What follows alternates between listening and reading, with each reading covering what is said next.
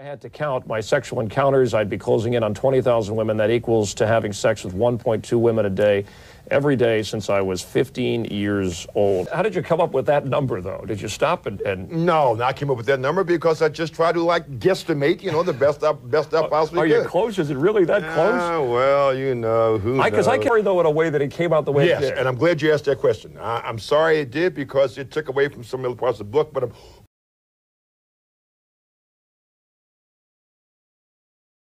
大家好，我是乱篮球伦伦。上一支影片我们看了张大帅讨论侠客，其中有一位观众留言表示想知道张2万事件的真相。今天呢，我们就由张大帅来亲自回答这个问题。在张大帅帮我们解谜之前，我先有一段他讨论社会贫富差距、职业运动中球队强弱悬殊等现今依旧存在问题的访谈。此外，张大帅还会发表他的感情观，而其结果绝对会让你大吃一惊。话不多说，我们来听听张大帅怎么说。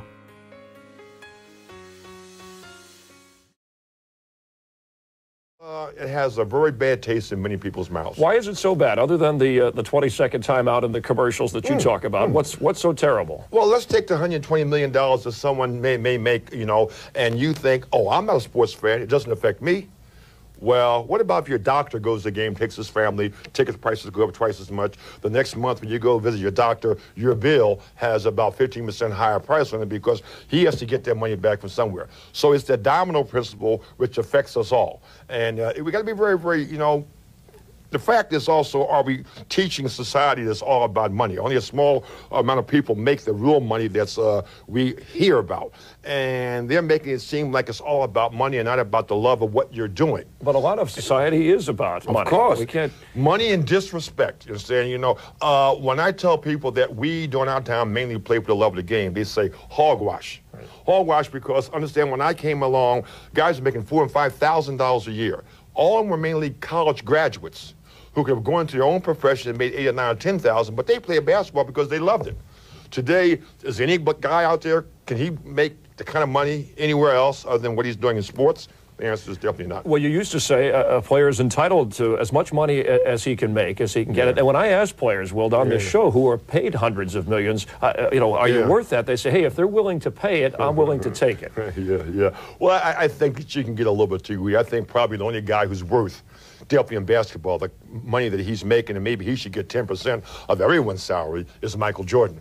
Understand? And I mean, I don't say that these guys shouldn't go out there and try to get what they should get, but after a while, there becomes a limit, and it makes it look bad for all the rest of the world, so to speak. Michael Jordan, and yet it bothers you when people talk about him as being the greatest player of all time. Well, it bothers me because we all have our opinions, and I don't think that, commensurate with what he's doing, what he's done, and how the game is going today, that he's better than Oscar Robertson, Jerry West, Bill Russell, a number of people. The greatest scorer of all time? Not even. Would you even give him that? Well, you see, what people don't remember was that my first 7 years, I scored a lot of points. Then I stopped scoring on my own volition. I tried to do other things. I was asked to do other things, and that's what I did. For the last 7 years, it wasn't about points to me. It was about trying to do other things. So when they compare me with Michael's averaging 31 points for his lifetime. I averaged about 30 points for a lifetime. But I stopped scoring. Understand? Like I'm saying, so if I had continued to score, I would probably be averaging 40 points for my whole lifetime. Does that make me the best scorer? I really don't know. But one thing I do know, that all the years while I was usually scoring all those points, I was leading the league in percentile shooting. And that's also important because if you take all the shots, then you should be making the highest percentage. I mean, there are guys like Charles Barkley who shoot 54, 55%. If he shot as much as Michael, he'd be scoring more points. You have the 4 highest averages of all time, and I mentioned at the top of the show, and this is what's stunning to me, to average. And I don't know if people truly, the general public, truly can appreciate what it means to average 50 points a game over an entire season. Some guys just say, hey, they're in a zone if they scored 50 in one night. So you had to do that. When you look back, is that your greatest accomplishment? Without a doubt. I used to think later on in the season, if I go out here tonight and score 39 points, I will have let my team down. I'm 11 points below whatever. They expect this from me, and this is what I have to go out there and do. No, it is, when I look back on it right now, that and probably playing 48.4 minutes a game for that entire season are the two things that I really reflect on as being the best I've ever done in basketball. You led the league in scoring individually, seven straight years. So obviously those numbers give you the credibility to say some of the things you're saying about today's game, Will. But what about the person out there, the young player who's saying, well, he's just an old retired player who's bitter about having missed the window of opportunity where there's all that money? Well, you know, I'm not bitter. I'm really sad, you know, said that I missed a chance to make all that money that they're now making. But no, I'm not bitter because I think that I played in the golden age. I think that I played when athletes really, truly loved what they were doing. I think basketball was at its peak as far as the game being played correctly, technically, and for love, as I said. And I'm very happy to have been a part of that. And I am not bitter. I'm a sports fan. I watch everything you can possibly watch. There are many great athletes out there and many people who are playing who feel the same way as I do. But there are too many out there who only are interested in making that buck. But I don't see that basketball is necessarily crumbling when you talk about some of the problems. But before we take the break, in your book, Who's Running the Asylum, you talk about a number of issues. Are there any solutions that you can rattle off? Oh, yeah, but when I say crumbling, you mean to think there's this parity? There's 8 or 9 teams out there last year who played 300 ball and less. I've never seen that when I was playing. If that's not crumbling, I don't know what is crumbling. You understand? So yeah, there is a way to have a solution. When you have new teams coming to the league, give them a chance to have better people on their team. They have a grab bag situation, which they throw in the 3 or 4 worst guys from each team into a grab bag, and one guy is picked to be on each of the teams, the new teams. Well, how about, you know, only being able to hold 5 guys back on each team and give something good in that grab bag so the new teams can start off with some good players. And that's one way to solve some of the problems of non-parity which you have today. All right, we'll continue talking with Wilt Chamberlain. I'm going to ask about that 20,000 women thing, too. Attention about being with 20,000 different women. And what exactly was in the book, if we can see that, if I had to count my sexual encounters, I'd be closing in on 20,000 women. That equals to having sex with 1.2 women a day, every day since I was 15 years old. What kind of reaction did you receive after that? Well, and do you still receive? I still receive. I'm probably more famous or infamous for that than the 100 points.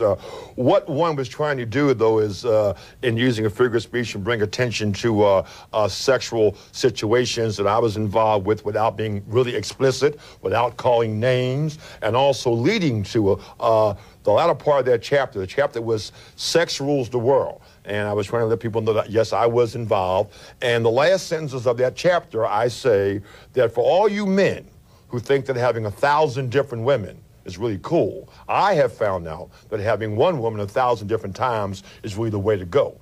But no one ever really picked up on that. They went to pick up because, once again, we're all about numbers. And so, well, why was that in the book in the first place? Because sex was an important part of your life. Absolutely right. And I'm explaining to you about my life and how I viewed it. In order to explain to me about sex, I have to know something about it. You understand? If I'm going to talk to you about cooking and about food, I should know something about it. So I was explaining, yes, I've been involved. You understand? And maybe, maybe I want to tell you that I was coming out of the closet or whatever, however.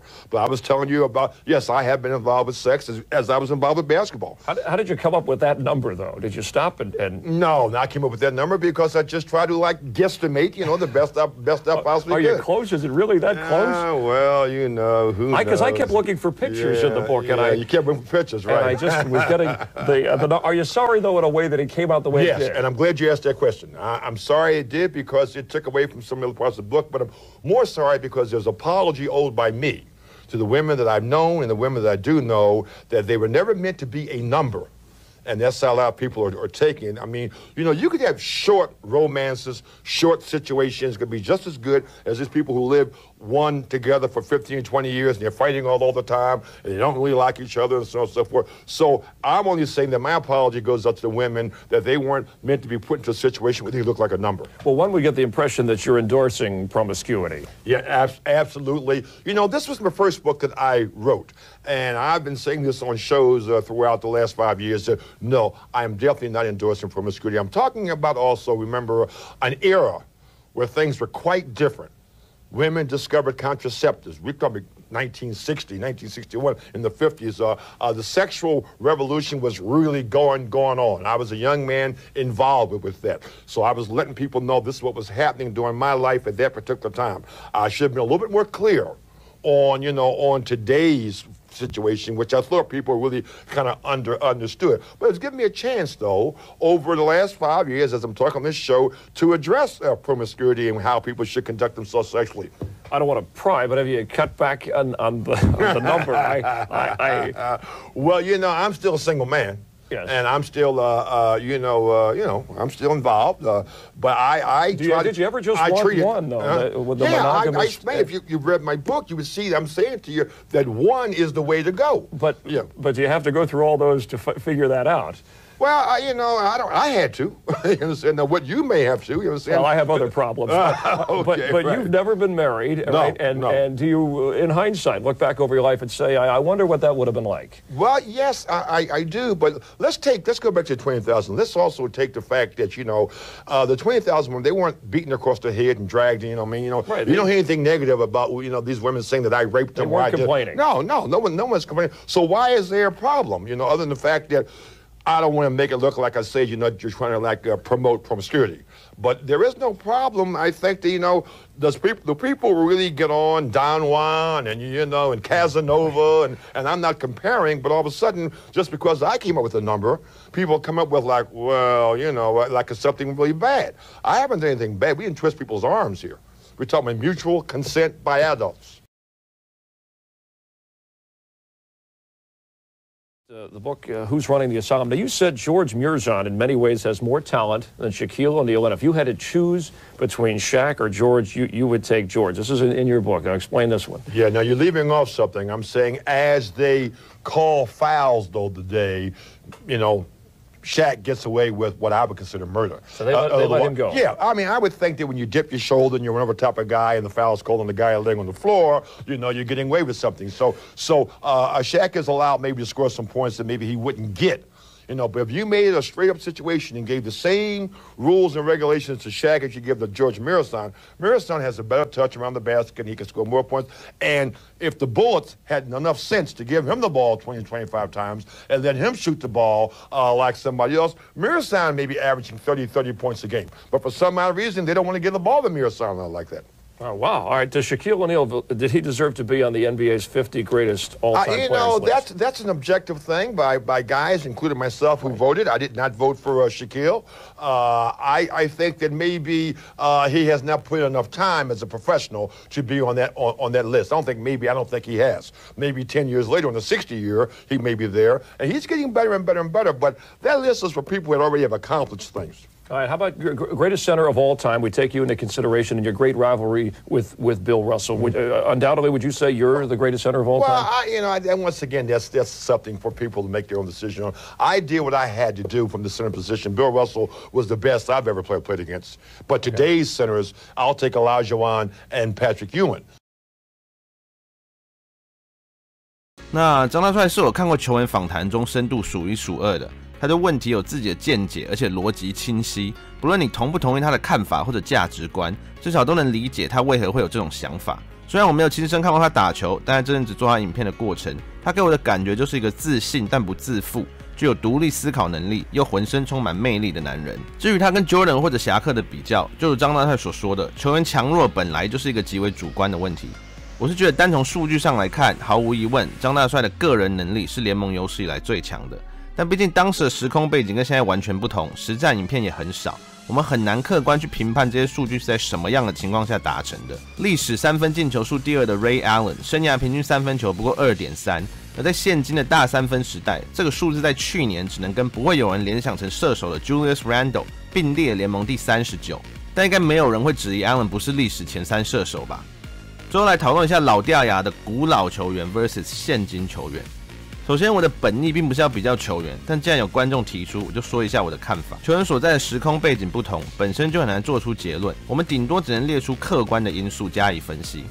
张大帅的年代、营养学、训练方式、影片分析等都不成熟，比较大程度可以靠天生的优势打爆对方。但不管怎么样，单季50分、25篮板，连7届得分王，这些数据都证明了他曾是联盟的顶尖球员。而就相对强度来说，只有8队全世界前100名最会打篮球的联盟，绝对是强过有30队的现今。请注意，这里我们讲的是相对强度，也就是世界上一群最强的篮球员彼此之间的竞争。毕竟从体能条件来说，绝对是现今的球员胜出。后代的球员在营养学、训练方式进步后，天生能有的优势被缩小了，再加上影片分析技术的进步，顶尖球员依靠天生能力或体能优势的程度无法像之前那么大，必须更专注在技术面。也就是说，因为训练方式的进步，相较于之前的球员，后代的球员更依赖的是刻苦的训练和全面性的技术。